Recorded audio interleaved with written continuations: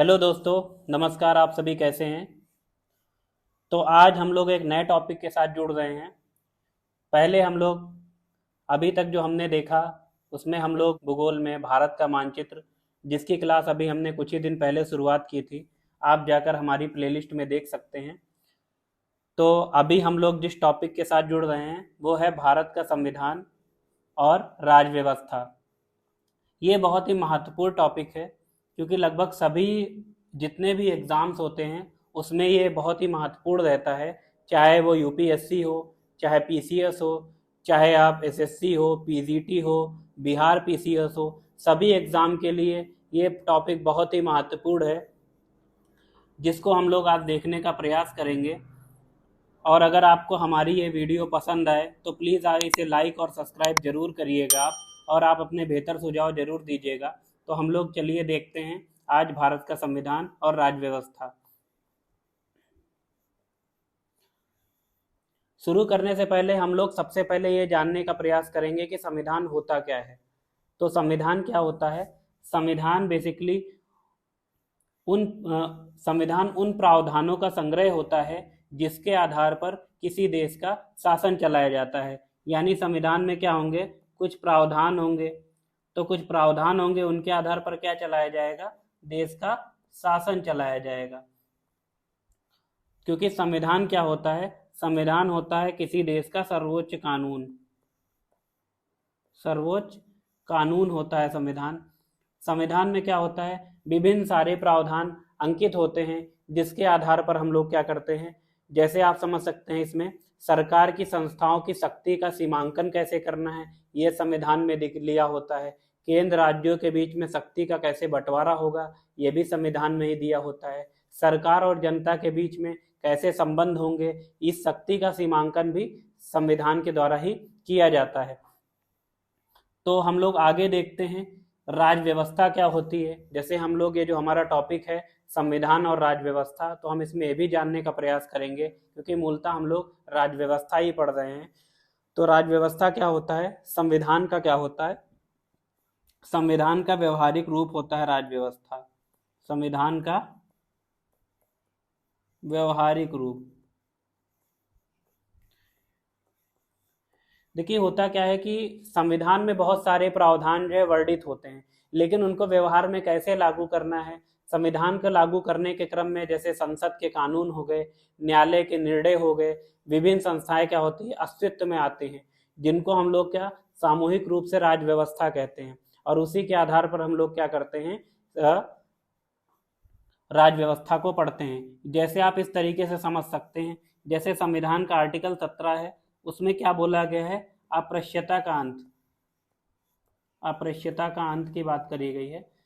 तो आपके सामने क्वेश्चन होगा, ये तो संविधान ने लिख दिया कि अप्रश्यता का अंत होना चाहिए, लेकिन अप्रश्यता का अंत कैसे होगा? इसके लिए क्या है? इसके लिए अप्रश्यता निवारण अधिनियम लेके आया गया। तो 1955 का देखिए अप्रश्यता निवारण अधिनियम आया। फिर उसी को 1975 में नागरिक अधिकार अधिनियम कह दिया गया। फिर आगे आप देखेंगे SC/ST एक्ट आता है 1989 में। ये सारे क्या हैं? ये बेसिकली क्या है? संविधान में वर्णित किया था गया था आर्टिकल 17, लेकिन राज्य व्यवस्था के द्वारा क्या किया गया, इस पे एक कानून लाया गया जो SC/ST एक्ट या फिर अप्रश्यता निवारण अधिनियम, जिसको लागू करने का काम किसके द्वारा किया गया? राज्य व्यवस्था यानी शासन के द्वारा किया गया।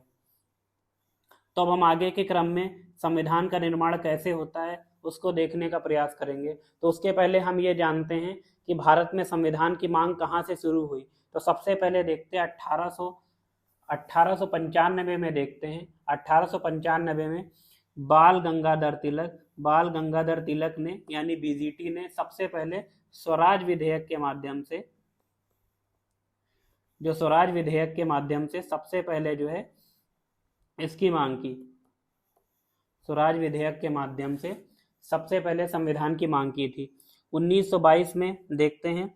1922 के पूर्व हम लोग 1919 में देखते हैं भारत शासन अधिनियम आता है, गवर्नमेंट ऑफ इंडिया एक्ट आता है, GOI एक्ट आता है, भारत शासन अधिनियम 1919। तो उसी के परिप्रेक्ष्य में जो है आगे चलकर, क्योंकि ये भारत शासन अधिनियम ब्रिटिश संसद द्वारा निर्मित किया गया था, तो 1922 में महात्मा गांधी द्वारा क्या कहा जाता है कि भारत का जो संविधान होगा वो क्या होगा, भारतीयों की इच्छा अनुसार होगा।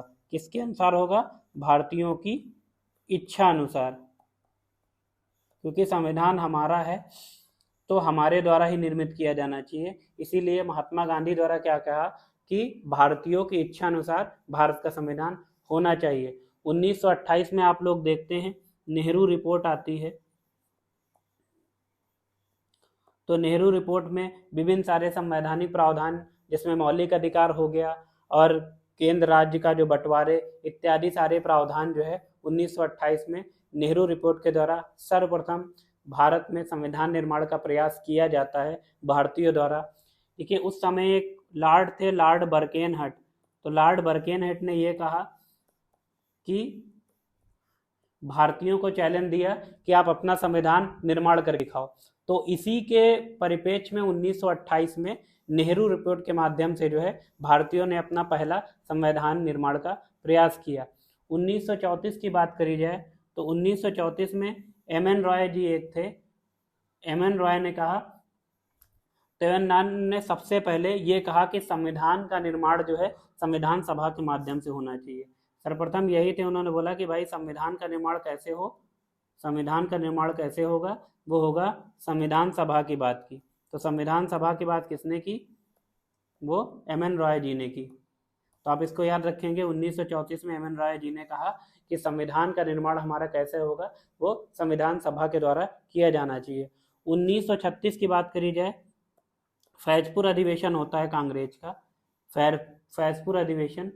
इसमें जो है स्वराज पार्टी ने सर्वप्रथम क्या कहा, स्वराज्य पार्टी थी, उसने सर्वप्रथम संविधान सभा की मांग की। अभी तक एम एन राय ने कहा कि भाई संविधान सभा के माध्यम से जो है हमारे देश का संविधान निर्माण होना चाहिए। वहीं पर 1936 के फैजपुर अधिवेशन में स्वराज पार्टी कहती है कि हम कैसे संविधान सभा के माध्यम से ही हम लोग अपना संविधान बनाएंगे, ऐसी उसने मांग की। मांग किसके द्वारा की जा रही थी, ये तो आप जानते ही हैं, किसके, हम लोग ब्रिटेन या फिर ब्रिटिश जो इस समय कंपनी चल रही थी, ब्रिटिश सरकार थी, उससे हम लोग संविधान निर्माण की मांग कर रहे थे संविधान सभा के माध्यम से। 1938 में जवाहरलाल नेहरू जी ये कहते हैं कि जो हमारा संविधान सभा का गठन होगा वो किसके आधार पर होगा, वयस्क मताधिकार के आधार पर। यानी जो हमारी संविधान सभा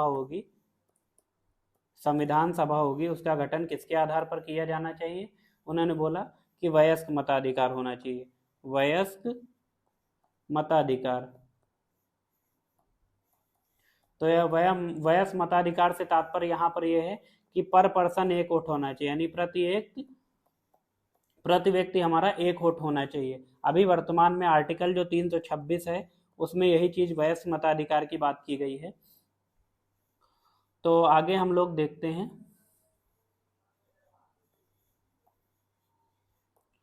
1940 में हम लोग क्या देखते हैं, जो इस समय तत्कालीन जो लॉर्ड थे यहाँ पर अनिल लिथगो थे, उन्होंने क्या किया, अगस्त प्रस्ताव आता है 1940 में, अगस्त प्रस्ताव आता है।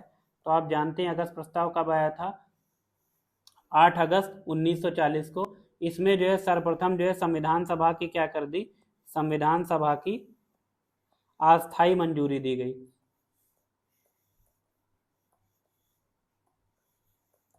तो संविधान सभा के बनने की अस्थायी मंजूरी पहली बार कब दी गई, वो दी गई थी 1940 के अगस्त प्रस्ताव में। 1942 में हम लोग आते हैं, तो 1942 में क्या आता है, क्रिप्स मिशन आता है।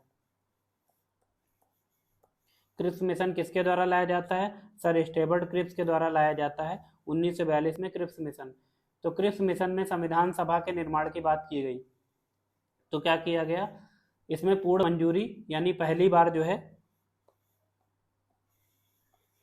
पहली बार इन्होंने संविधान निर्माण की क्या बोल दिया, पूर्ण मंजूरी दे दी।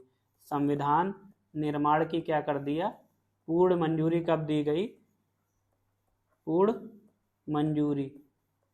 तो पहली बार संविधान निर्माण की पूर्ण मंजूरी कब दी गई थी, 1942 में क्रिप्स मिशन जो आया था उसके द्वारा दी गई थी। देखिए अगर आपको ये वीडियो हमारी पसंद आ रही हो, हमारे द्वारा दिया गया कंटेंट आपको अच्छा लग रहा हो, तो कृपया इस चैनल को लाइक और सब्सक्राइब जरूर करें। तो हम लोग आगे देखते हैं 1946 में। 1946 में भारत में क्या आता है? कैबिनेट मिशन आता है। Cabinet mission. तो कैबिनेट मिशन ही जो था जिसके माध्यम से संविधान सभा का गठन किया जाता है और संविधान निर्माण की शुरुआत कर दी जाती है। तो कैबिनेट मिशन के माध्यम से ही संविधान निर्माण किया जाता है और संविधान सभा का गठन कर दिया जाता है। तो हम लोग ऐसे सबसे पहले हम एक बार को एक रिवीजन कर लेते हैं। संविधान का निर्माण सर्वप्रथम 1895 में बाल गंगाधर तिलक द्वारा स्वराज विधेयक के माध्यम से देखते हैं। फिर 1922 में महात्मा गांधी ये कहते हैं भारतीयों का जो संविधान होगा भारतीयों के इच्छानुसार होना चाहिए। 1928 में नेहरू रिपोर्ट आती है जिसमें संविधान निर्माण का पहला प्रयास भारतीयों द्वारा किया जाता है।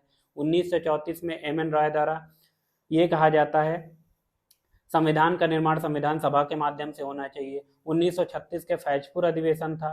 फैजपुर अधिवेशन में स्वराज्य जो पार्टी थी उसने क्या किया? संविधान का निर्माण संविधान सभा के माध्यम से हो, ऐसी उसने मांग की। 1938 में जवाहरलाल नेहरू ये कहते हैं कि जो भारतीयों का संविधान होगा वो संविधान सभा का गठन होगा वो वयस्क मताधिकार के आधार पर होगा। 1940 में अगस्त प्रस्ताव आता है जिसमें सर्वप्रथम संविधान सभा को अस्थायी मंजूरी दी जाती है। 1942 में क्रिप्स मिशन आता है जिसमें पहली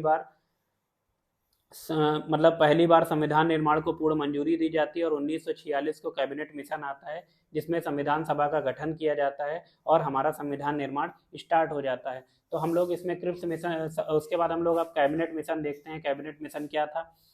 तो कैबिनेट मिशन कब आया था? 24 मार्च 1946 को आया था। कब आया था? 24 मार्च 1946 को कैबिनेट मिशन भारत आता है। इसके 3 सदस्य थे। 3 सदस्यों में कौन थे? लॉर्ड कौन थे उस समय के? पैथिक लॉरेंस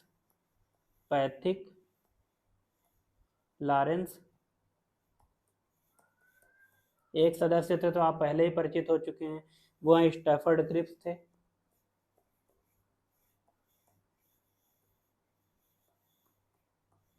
जो 1942 में क्रिप्स मिशन के साथ आए थे। और अगले हैं एवी अलेक्जेंडर।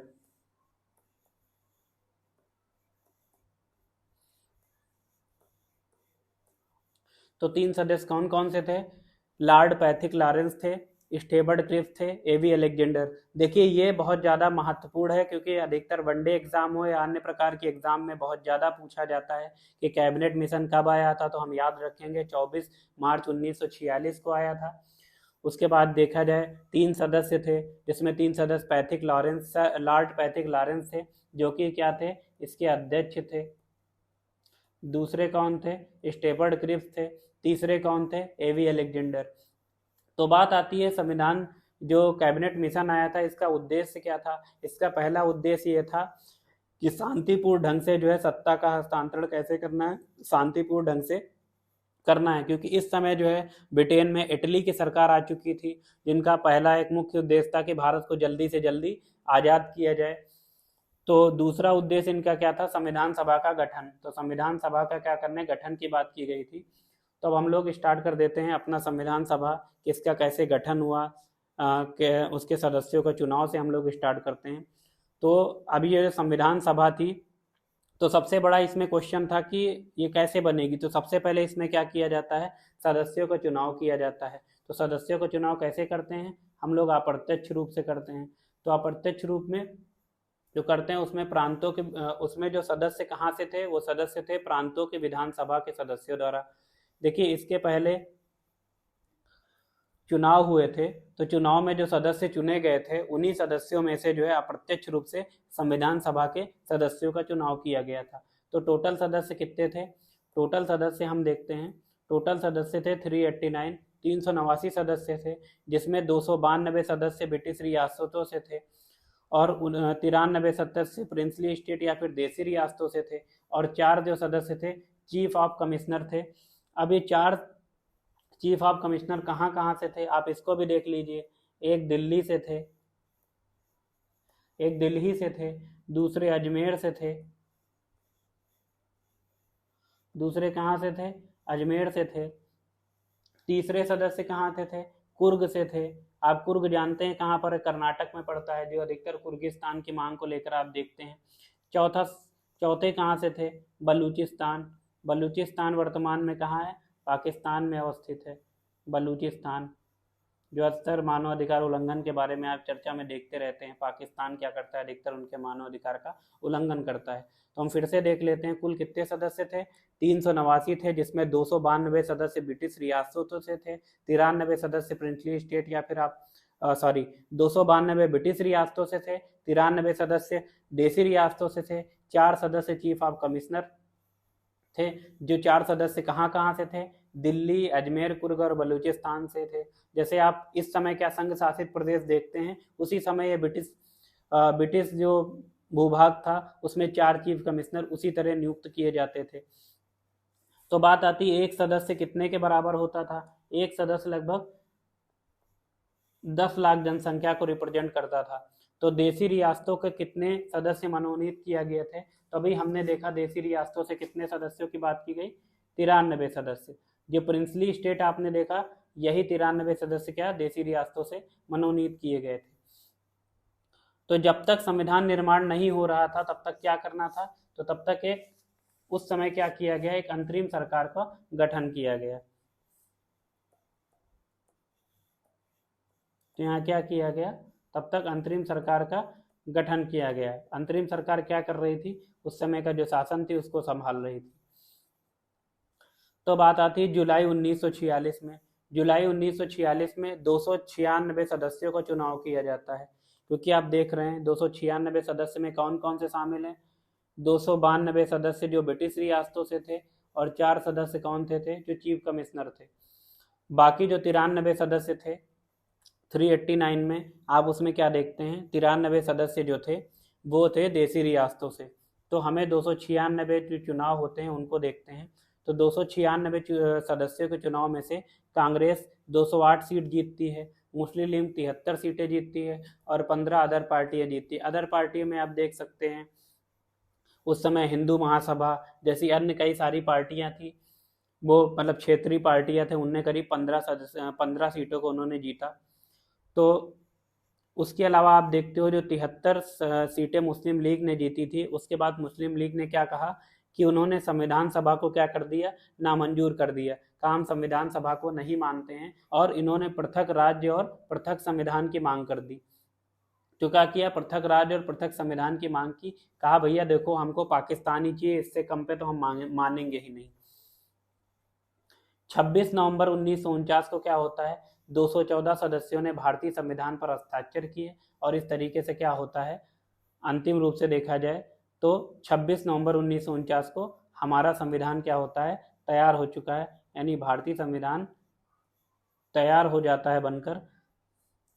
और जो है अंतरिम रूप से देखा जाए 24 जनवरी 1950 को जो है इस पर सदस्य हस्ताक्षर करते हैं अंतिम रूप से, और 26 जनवरी 1950 को क्या होता है? हमारा संविधान लागू हो जाता है।